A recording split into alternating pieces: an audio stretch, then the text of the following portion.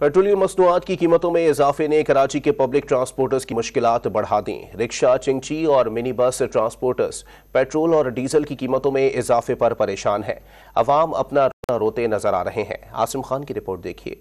बढ़ती महंगाई ने जहां शहरियों की मुश्किलात बढ़ा दी हैं, वहीं पेट्रोलियम मसनूआत की कीमतें बढ़ने से कराची के पब्लिक ट्रांसपोर्टर्स भी परेशानी का शिकार हैं। किराया ना बढ़ाएं तो गुजारा मुश्किल है और बढ़ाएं तो शहरी नाराज होते हैं। किराया वो ही नहीं मिलता है, उस पर ही बोलते हैं 5 रुपए का, में 10 रुपए का, में मजदूरी नहीं मिली, दिहाड़ी नहीं मिली, कहाँ से लेके आए, क्या करें, किसको दें। हम मजबूरियों के ले लेते हैं उनसे, अब बोल रहे हैं उतारे, जो 20 रुपए मिल रहे हैं वो 20 भी चले जाते हैं। किराए का कोई फर्क नहीं पड़ा। पहले जो हमें 500 मिलता था सवारी का, वो अभी 300 दे रहे। क्यों दे रहे हैं? क्योंकि वो कहते हैं हमारी तनख्वाहें नहीं बढ़ी, हमारी तनख्वाहें वही की वही हैं, हम आपको कहाँ से दें। लेके जाना है तो लेके जाओ, नहीं लेके जाना हम मस्जिद पे बैठ जाएंगे।